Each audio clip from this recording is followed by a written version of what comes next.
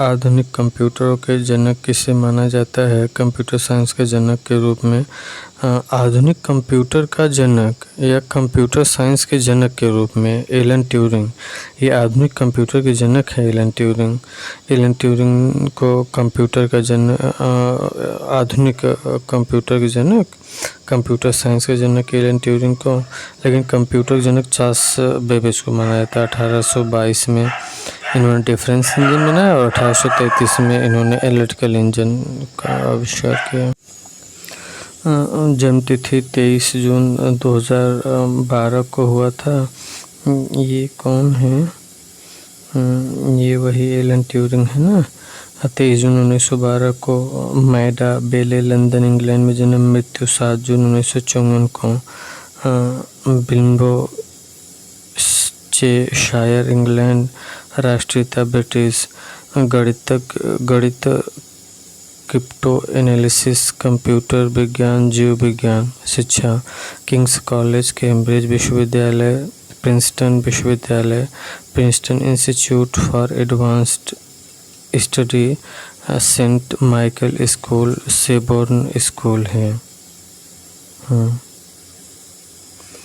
Machine learning के किस प्रकार की विधि से सीटिंग डेटा का उपयोग किया जाता है? मशीन लर्निंग के किस प्रकार की विधि में सीटिंग डेटा का उपयोग किया जाता है? सुपरवाइज्ड लर्निंग में।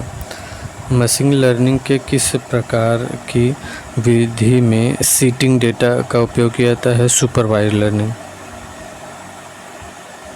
माइक्रोसॉफ्ट वर्ड 1.0 का पहला संस्करण किस वर्ष लॉन्च किया गया?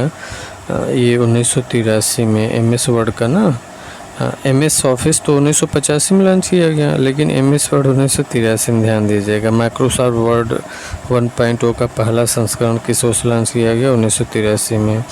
निम्नलिखित में से मिलान कीजिए।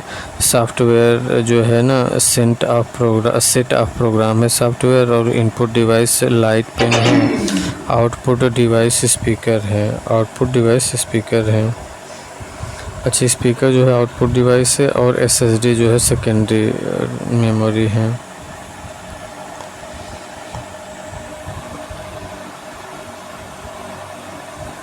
सुपरवाइज्ड लर्निंग में ओवरफिटिंग क्या होता है? सुपरवाइज्ड लर्निंग में ओवरफिटिंग क्या होता है? जब मॉडल ट्रेनिंग डेटा पर बहुत अच्छा प्रदर्शन करता है, लेकिन टेस्ट डेटा पर खराब प्रदर्शन करता है।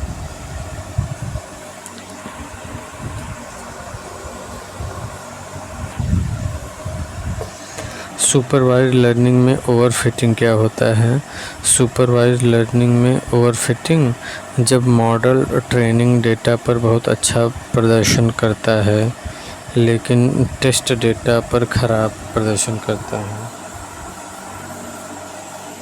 जब मॉडल ट्रेनिंग डेटा पर बहुत अच्छा प्रदर्शन करता है, लेकिन टेस्ट डेटा पर खराब प्रदर्शन करता है।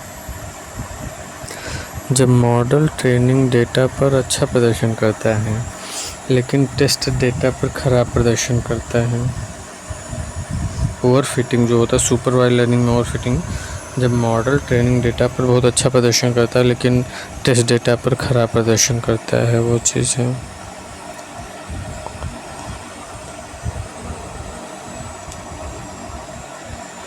डीप लर्निंग में ड्रॉप आउट का उपयोग किस उद्देश्य से किया जाता है? डीप लर्निंग में ओवरफिटिंग को कम करता है। डीप लर्निंग में ड्रॉप आउट का उपयोग किस उद्देश्य से किया जाता है? ओवरफिटिंग को कम करने के लिए। डीप लर्निंग में ड्रॉप आउट का उपयोग किस उद्देश्य के लिए किया जाता है? ओवरफिटिंग को कम करने के लिए। डीप लर्निंग में ड्रॉप आउट का उपयोग किस उद्देश्य के लिए किया जाता है? ओवरफिटिंग को कम करने के लिए। डीप लर्निंग में ड्रॉप आउट का उपयोग किस उद्देश्य के लिए किया जाता है?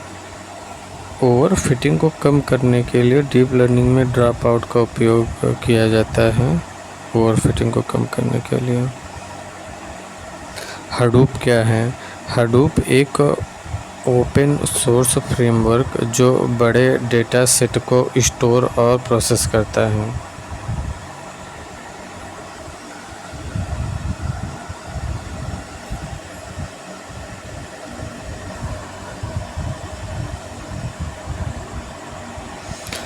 हडूप एक ओपन सोर्स फ्रेमवर्क जो बड़े डेटा सेट को स्टोर और प्रोसेस करता है। हडूप एक ओपन सोर्स फ्रेमवर्क जो बड़े डेटा सेट को स्टोर और प्रोसेस करता है। हडूप जो है ना एक ओपन सोर्स फ्रेमवर्क है जो बड़े डेटा सेट को स्टोर और प्रोसेस करता है। हडूप की एचडीएफएस का पूरा नाम क्या है? हडूप की एचडीएफएस का पूरा नाम क्या है? Hadoop distributed file system. Hadoop की एचडीएफएस का पूरा नाम क्या है? Hadoop distributed file system.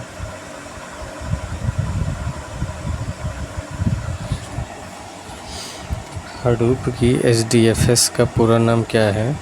Hadoop distributed file system.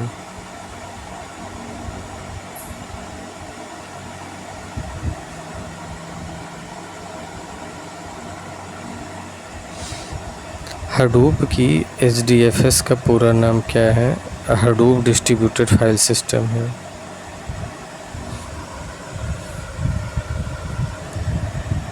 Hadoop की एचडीएफएस का पूरा नाम क्या है? हडूप डिस्ट्रीब्यूटेड फाइल सिस्टम है। हडूप की एचडीएफएस का पूरा नाम Hadoop distributed file system.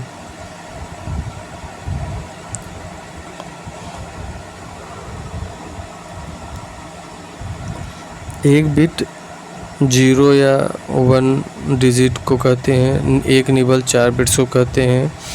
1 bite 8 bits कहते हैं।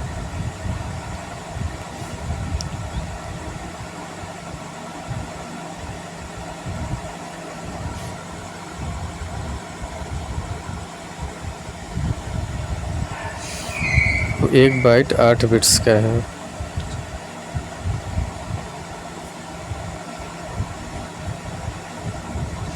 एक बाइट 8 बिट्स का होता है। एक बाइट 8 बिट्स का होता है।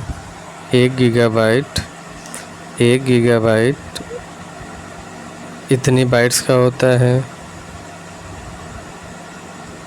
और 1 मेगाबाइट इतना। ये तो जानते हैं गीगाबाइट बड़ा होता है, मेगाबाइट छोटा होता है।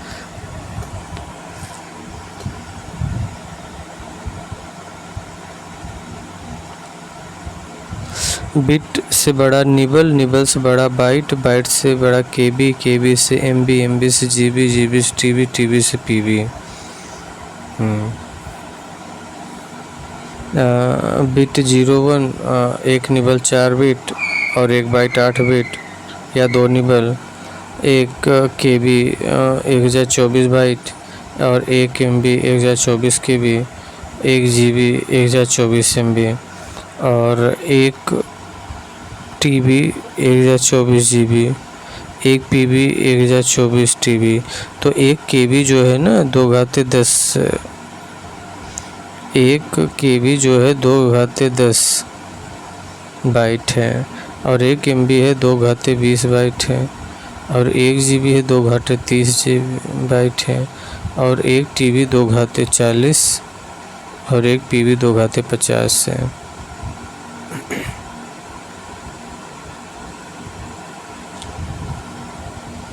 2 बाइनरी डिजिट। किस एल्गोरिदम का उपयोग अक्सर क्लस्टरिंग समस्याओं को हल करने के लिए किया जाता है?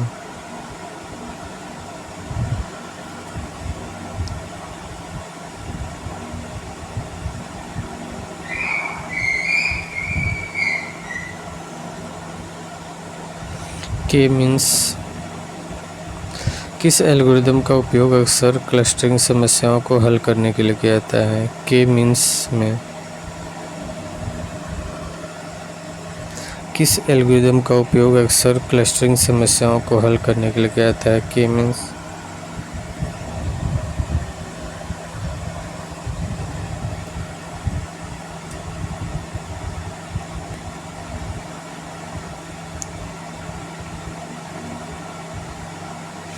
के मीन्स। किस एल्गोरिदम का उपयोग अक्सर क्लस्टरिंग समस्याओं को हल करने के लिए किया जाता है? के मीन्स को किस एल्गोरिदम का उपयोग से क्लस्टरिंग समस्या को दूर करने के लिए? क्लस्टरिंग समस्या को दूर करने के लिए के मीन्स एल्गोरिदम का प्रयोग किया जाता है। के मीन्स का प्रयोग क्लस्टरिंग समस्या को दूर करने के लिए। MS वर्ड डॉक्यूमेंट की शुरुआत में जाने के लिए किस कीबोर्ड शॉर्टकट प्रयोग करते हैं? Ctrl+Home। ये डॉक्यूमेंट की शुरुआत में जाने के लिए होता है। अब Ctrl+Ind जो होता है डॉक्यूमेंट के अंत में जाने के लिए। निम्नलिखित में से कौन सा कीबोर्ड शॉर्टकट क्रोम ब्राउज़र में वर्तमान पेज के लिए गैर संपादन हेतु सोर्स कोड प्रदर्शित करने के लिए उपयोग किया जाता है?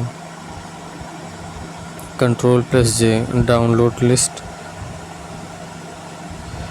ये इसमें Ctrl+U होगा कि कौन सा कीबोर्ड शॉर्टकट क्रोम ब्राउज़र में वर्तमान पेज के लिए गैर संपादन योग्य non editable HTML source code प्रदर्शित करने के लिए उपयोग किया जाता है? तो Ctrl+U। वर्तमान पेज के लिए गैर संपादन योग्य सोर्स कोड प्रदर्शित करने के लिए उपयोग किया जाता है Ctrl+U। अब Ctrl+H हिस्ट्री है, Ctrl+D है बुकमार्क, अब Ctrl+J डाउनलोड लिस्ट।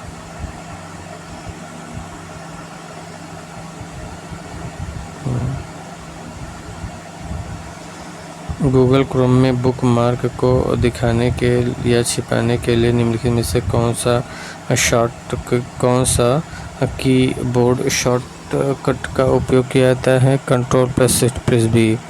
ये गूगल क्रोम में बुकमार्क बार को दिखाने या छिपाने के लिए कौन सा कीबोर्ड शॉर्टकट का उपयोग किया जाता है? Ctrl+Shift+B। ये गूगल क्रोम में बुकमार्क बार को दिखाने या छिपाने के लिए। ब्लूटूथ किस तकनीक पर काम करता है? Radio frequency.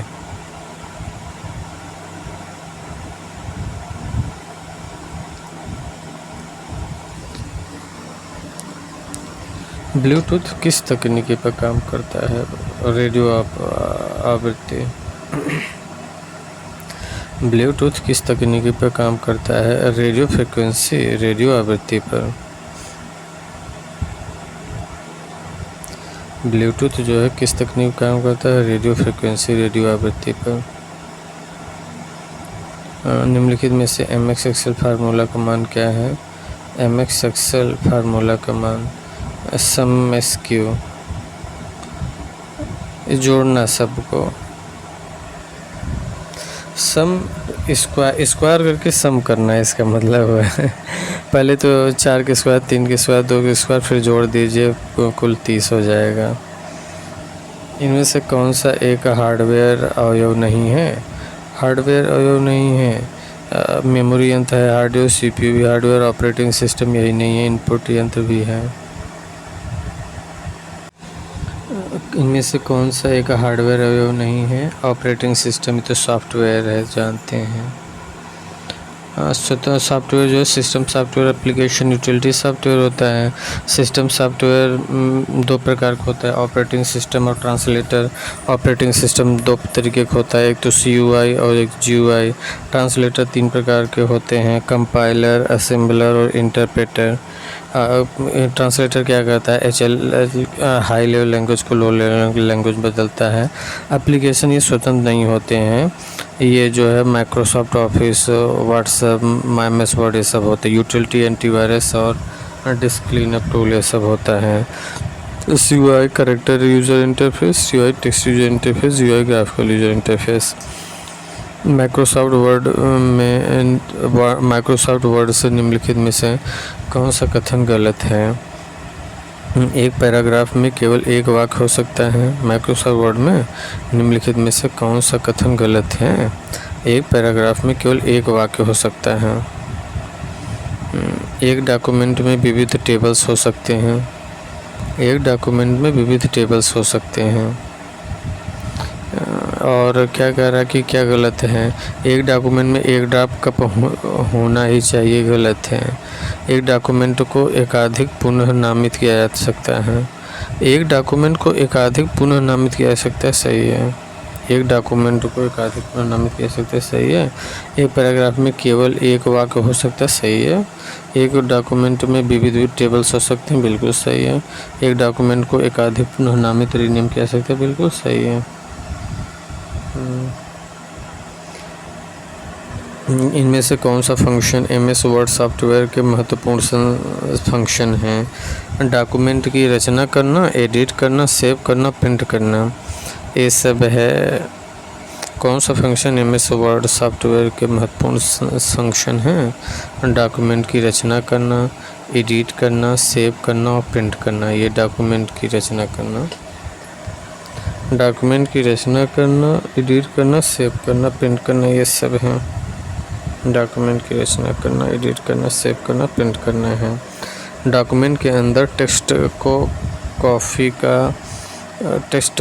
डॉक्यूमेंट के अंदर टेक्स्ट को कॉपी करना, पेस्ट करना, मूव और डिलीट करना।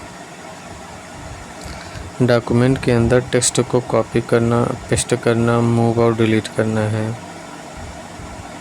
टेबल्स की रचना और एडिटिंग करना, ये तीनों सही हैं, तीनों सही है। MS वर्ड सॉफ्टवेयर का फंक्शन है डॉक्यूमेंट की रचना करना, एडिट करना, सेव करना, प्रिंट करना, सही है। और डॉक्यूमेंट के अंदर टेक्स्ट को कॉपी करना, पेस्ट करना, मूव डिलीट करना, टेबल्स की रचना, एडिटिंग करना, सभी तीनों सही है। 3 प्रमुख रचनाएं कौन सी हैं? वॉल्यूम, वैरायटी और वेलोसिटी। ये जो है बिग डाटा की 3 प्रमुख विशेषताएं हैं, वॉल्यूम, वैरायटी और वेलोसिटी। निम्नलिखित में से कौन से एक बिग डेटा प्रोसेस के लिए उपयोग की जाने वाली सामान्य प्रोग्रामिंग है? उपरोक्त सभी C, जावा, पाइथन ये सब हैं बिग डेटा के।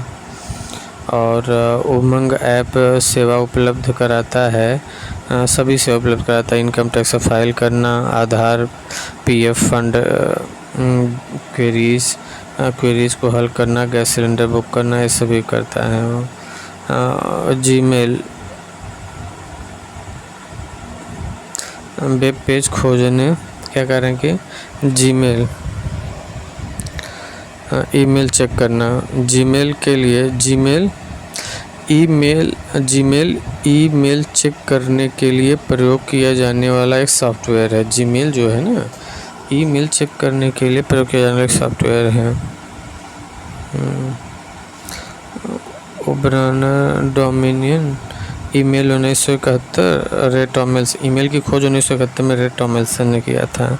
और ARPANET का 1969 में आविष्कार हुआ। और एडवांस रिसर्च प्रोजेक्ट एजेंसी,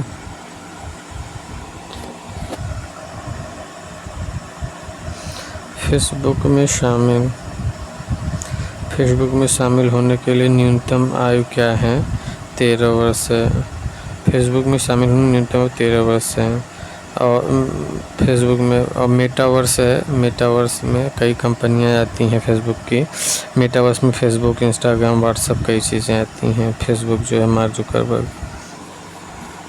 एक सामान्य वैलिड ईमेल आईडी के लिए कौन सा कथन सही है? ईमेल आईडी केस सेंसिटिव नहीं होता है, सही है। और बाकी ईमेल आईडी यूनिक नहीं है, गलत होता है। ईमेल आईडी पहले अक्षर के रूप में हाइफन का प्रयोग किया जा सकता है, गलत नहीं किया जा सकता। ईमेल आईडी के पहले अक्षर के में हाइफन प्रयोग नहीं किया जा सकता। ईमेल एड्रेस में अक्षरों के बीच स्पेस दिया सकती, गलत नहीं दिया सकती है।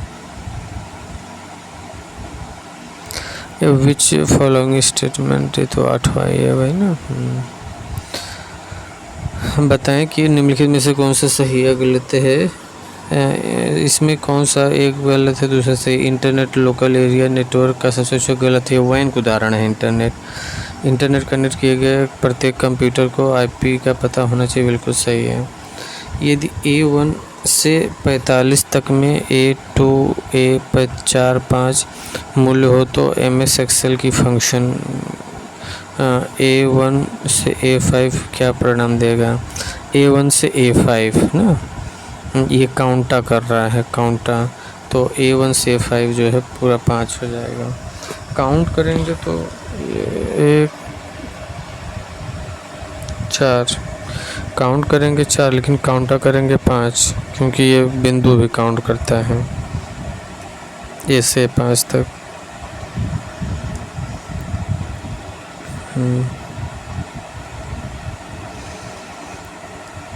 निम्नलिखित में से प्रश्न माइक्रोसॉफ्ट एक्सेल 2016 में बनाई गई निम्न सैंपल वर्कशीट पर आधारित है। इस वर्कशीट का ध्यान से पढ़िए और तदनुसार प्रश्न का सर्वाधिक उपयुक्त विकल्प का चयन करिए। 2013 मान वाले सेल का एट्रिब्यूट्स एड्रेस क्या होगा? 2013 मान वाले सेल का एट्रिब्यूट्स एड्रेस क्या होगा? इसमें यही ए है $E$5।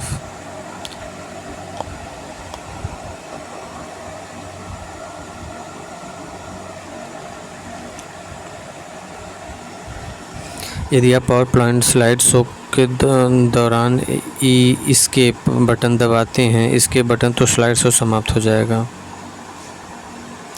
विंडोज़ 8 में उनके परिणाम के साथ मिलान करें। डेस्कटॉप पर राइट क्लिक करें, रिफ्रेश करें और राइट क्लिक करें। टास्क बार पर गुड राइट क्लिक करें और विंडोज़ स्टार्ट बटन पर बंद करें या साइन आउट करें।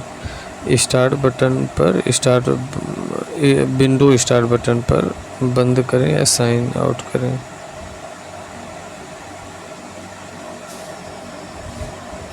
मैच द फॉलोइंग सेट से नामक प्रोटोकॉल उपयोग करके ईमेल संदेशों को इंटरनेट के माध्यम से भेजा सकते हैं। हाँ, दिए हैं। सिंपल मेल ट्रांसफ़र प्रोटोकॉल नामक प्रोटोकॉल का उपयोग करके ईमेल संदेशों को इंटरनेट के माध्यम से भेजा जाता है। SMTP simple mail transfer protocol नामक प्रोटोकॉल का उपयोग करके ईमेल संदेशों को इंटरनेट के माध्यम से भेजा जाता है। ईमेल में देखिए तो एक SMTP, एक POP3 और IMAP। तो SMTP जो होता है सिंपल मेल ट्रांसफ़र प्रोटोकॉल होता है, ये मेल भेजने के लिए किया जाता है। सिंपल मेल ट्रांसफ़र प्रोटोकॉल भेजने के लिए POP3 ये पॉकेट ऑफिस प्रोटोकॉल होता है। प्रॉप्ट ऑफिस प्रोटोकॉल होता है मेल रिसीव करने के लिए, POP3 मेल रिसीव करने के लिए। और IMAP ये इंटरनेट मैसेज एक्सेस प्रोटोकॉल, ये मेल रिसीव करने के लिए है। जो इंटरनेट मैसेज IMAP जो होता है इंटरनेट मैसेज एक्सेस प्रोटोकॉल होता है, मेल रिसीव करने के लिए होता है। तो ये POP3 और IMAP ये मेल रिसीव करने के लिए होता है। POP3 और IMAP जो है ना ये मेल रिसीव करने के लिए होता है। IMAP मतलब internet message access protocol. Okay. Operating system को हार्ड डिस्क से मेमोरी निम्नलिखित में से विकल्प कंप्यूटर बूटिंग प्रक्रिया का सबसे अच्छा वर्णन है। बूटिंग प्रक्रिया जो है ना ऑपरेटिंग सिस्टम को हार्ड डिस्क से मुख्य मेमोरी में लाना और कंप्यूटर को उपयोगकर्ताओं के प्रोग्राम को निष्पादित करने के लिए तैयार करना है। ऑपरेटिंग सिस्टम को हार्ड डिस्क से मेमोरी में लाना और कंप्यूटर को उपयोगकर्ताओं के प्रोग्राम को निष्पादित करने के लिए तैयार करना है। ये बूटिंग प्रक्रिया जो है ऑपरेटिंग सिस्टम को हार्ड डिस्क से मुख्य मेमोरी में लाना, ऑपरेटिंग सिस्टम को हार्ड डिस्क से मुख्य मेमोरी में लाना और कंप्यूटर को उपयोगकर्ताओं के प्रोग्राम को निष्पादित करने के लिए तैयार किया जाना। Question of the day, keyboard क्या है? इनमें से कीबोर्ड क्या है? इनपुट है। कीबोर्ड तो इनपुट डिवाइस है।